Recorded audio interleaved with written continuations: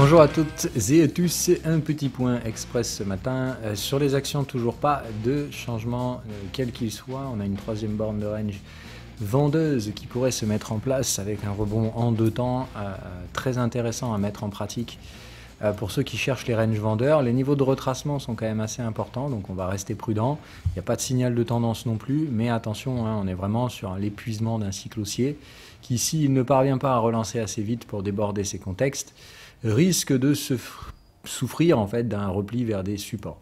Alors de là à anticiper la vente, je ne suis pas franchement hyper emballé par cette idée parce qu'on voit bien que ce n'est pas le tempo du marché, mais il y a bien une détection de contexte et à mon sens la moindre réaction de prix et sa validation, c'est-à-dire retendre vers le canal de tendance support, à mon sens ce serait signe de cassure de support à venir, donc des dégradations sur les prix assez significatives.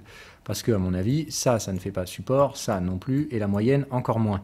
Donc, le problème, c'est qu'ici, on a, entre guillemets, un gouffre de volatilité sous les pieds si on devait réattaquer les supports. Évidemment, la thématique ici, c'est de comprendre si on se redirige vers les supports, ce qui n'est pas le cas pour l'instant. Donc, anticiper des ventes, non. Être conscient que si les prix commencent à baisser, il n'y aura pas de support et que les accélérations pourraient être assez rapides, ça par contre, c'est la notion que je vous transmets aujourd'hui. Donc, toujours grosse vigilance sur les indices en cas de détérioration. Pas de nécessité, comme toujours, d'anticiper réellement ces baisses avec des tailles de position spéculatives, tout simplement parce que ça fait déjà 5 fois qu'à chaque fois on a des propositions vendeuses et que ça ne produit rien du tout simplement en destroyant la volatilité. Donc, à défaut d'avoir de la volatilité sur les zones spéculatives, eh bien, on les observe et on attend que la volatilité s'exprime ou non. D'un point de vue volatilité, il n'y a rien, évidemment, pour l'instant, même si, très sincèrement, je pense que nous sommes sur une zone où on a cassé cette trendline et que très prochainement, le rechargement à l'intérieur, scénario qu'on avait prévu, me semble être au contraire donc une zone très très friable pour les indices. À voir donc si on va attaquer le mois de juin sur une note plutôt négative et des réattaques baissières. Maintenant, pour l'instant, on est vraiment dans le cadre du scénario. Repli en deux temps, on revient recharger la mule sous la zone des 17, on franchira probablement pas les 15, ça m'étonnerait. Et donc ici, évidemment, des contextes acheteurs qui viennent soutenir ce marché. Pardon, non, les contextes restent vendeurs, je dis des bêtises. Mais donc, la même chose, tant qu'on reste sous ces zones-là sur la volatilité, tout est OK. En fait, si les rebonds sont revendus, il n'y aura pas de risque formel en soi. Par contre, il va de soi que si après un repli en deux temps, après avoir attaqué la volatilité en trois temps, si on recherche des supports, comme je vous l'ai dit, enfin des résistances sur la volatilité, ça va se sentir très très très mauvais. Et là, on aura donc constitution de creux ascendants en hebdomadaire, ce qui m'invite à penser que le prochain pic de volatilité, il va se sentir sur les indices. Il ne sera pas un non-événement comme le dernier, qui avait franchement pas été bien loin. Donc, à surveiller, affaire à surveiller de très près. Moi, mon portefeuille est toujours couvert et je suis prêt à passer net vendeur à chaque instant. Je surveille, je n'anticipe pas, mais je réagirai sans aucun problème et sans la moindre hésitation si ça se détériore. Côté cryptocurrencies, petit repli un petit peu pendant la nuit, mais franchement, on a un joli retour de ce marché. On ne va pas non plus s'euphoriser, mais bon, force est de constater qu'ici, après cette forte, voire très forte phase de baisse, on remonte chercher un canal de tendance, donc on peut déjà ici regarder la nature du bottom. Comme on le voit, pas de cassure de cycle, juste un cycle baissier bien bourrin de chez bourrin. On va pousser ici sur une puissante phase de divergence et on overload le momentum. Voilà, les moyennes sont toujours haussières. On a clôturé franchement sous les contextes par contre. Donc on va faire attention à pas présumer de la fin d'un mouvement ici, parce que en soi, le plus probable à la suite de ce genre de système-là, c'est tout simplement qu'on se neutralise et en gros qu'on ait déjà fait les points hauts, déjà fait les points bas.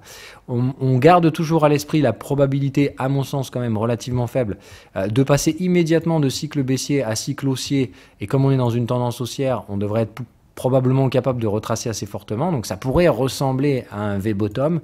J'ai toujours du mal avec cette option-là. J'ai vraiment le sentiment qu'on ne peut pas ignorer ce qui s'est passé, malgré les patterns de distribution, etc. Je pense que ce sont des éléments qui plaident vers le fait qu'on avait affaire à un bear trap, ou en tout cas, on va dire, à un sentiment baissier complètement irrationnel, dont, à mon sens, une profitabilité était à mettre à profit. Enfin, il fallait essayer de mettre à profit ces supports. Plus que de paniquer, mais l'avenir nous le dira. Donc pour l'instant, je vais garder un scénario plutôt neutre, c'est-à-dire ne pas ignorer ce qui s'est passé en essayant de se rassurer avec des patterns de Wyckoff, etc. C'est un peu le sentiment que ça me donne chez certains, mais rester focalisé et en fait surtout rester technique. D'un point de vue technique, la tendance haussière n'est pas du tout dégradée. Comme on l'a vu, le seul risque qui me semble plausible, c'est que ce range daily s'étende sur des UT hebdomadaires de façon assez peu académique, puisque normalement on est supposé refaire une troisième borne entre les deux, ça n'a pas été le cas.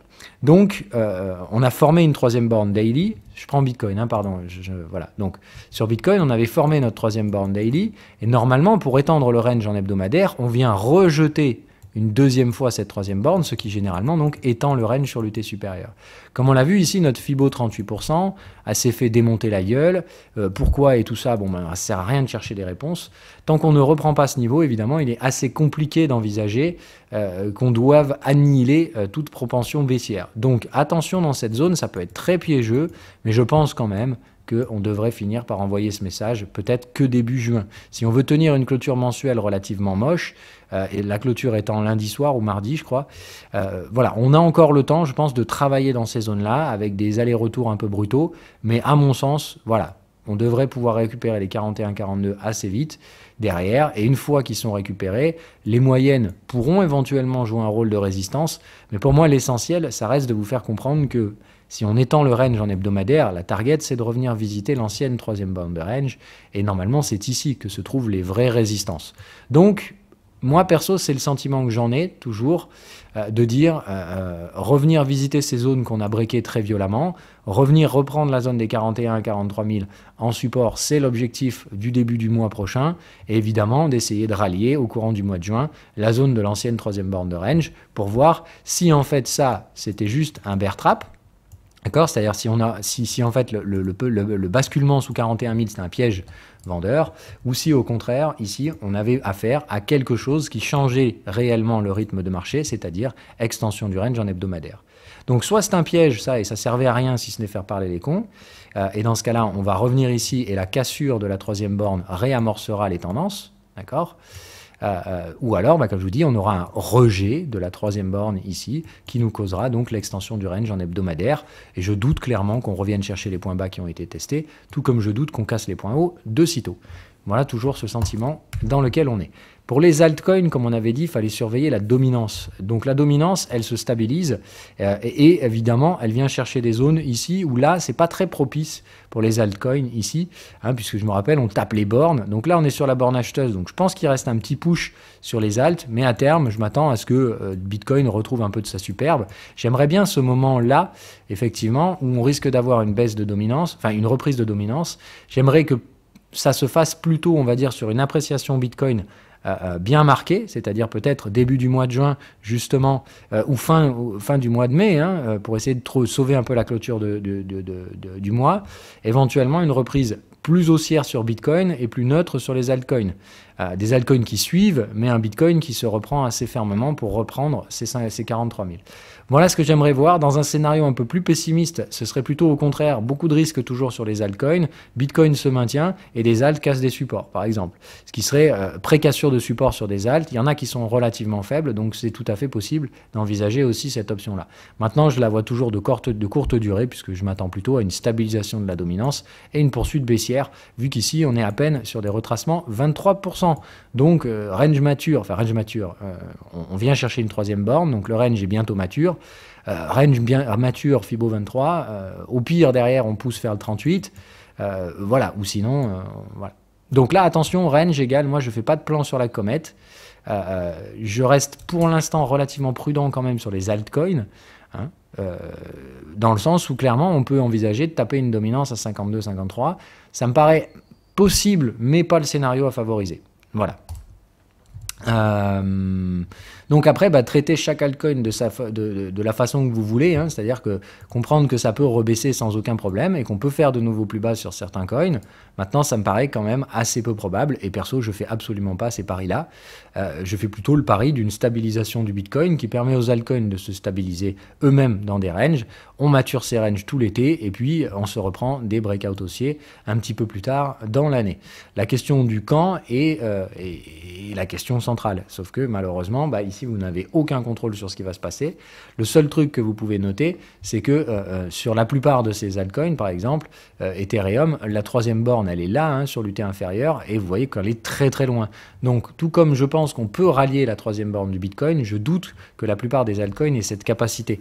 Ce qui m'invite à penser que justement, ça pourrait permettre à la dominance de se maintenir dans sa zone actuelle, malgré des rebonds d'altcoins, tout simplement parce que Bitcoin a plus de possibilité de retracer jusqu'à sa troisième borne que la plupart des altcoins qui eux se sont pris des mandales assez colossales. Hein. Alors Ripple, je pense qu'on peut retracer à la troisième borne, mais c'est loin quand même. Hein. C'est de dire on est à 0,96 les gars, hein. Il faudrait que ça remonte à 1,60. Donc ça me paraît difficile de la jouer en one shot, ce qui m'invite toujours à penser que les altcoins risquent de grignoter leur mouvement de retracement jusqu'au troisième, là où Bitcoin, lui, risque de nous la faire plus en one shot. Puisque à partir du moment où 41 sera repris sur Bitcoin, on ira assez rapidement derrière targeter des reprises plus haussières en direction donc, de ces zones de 50-56 000.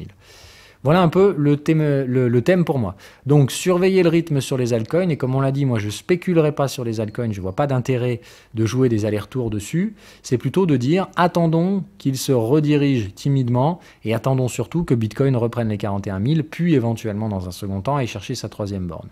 Dès que Bitcoin atteint sa zone de troisième borne, c'est là qu'on pourra étudier les structures de reprise des différents altcoins, voir qui s'est bien repris et comparer, entre guillemets, la phase de reprise haussière comparée à la structure baissière qui aurait précédé sur certains de ces coins.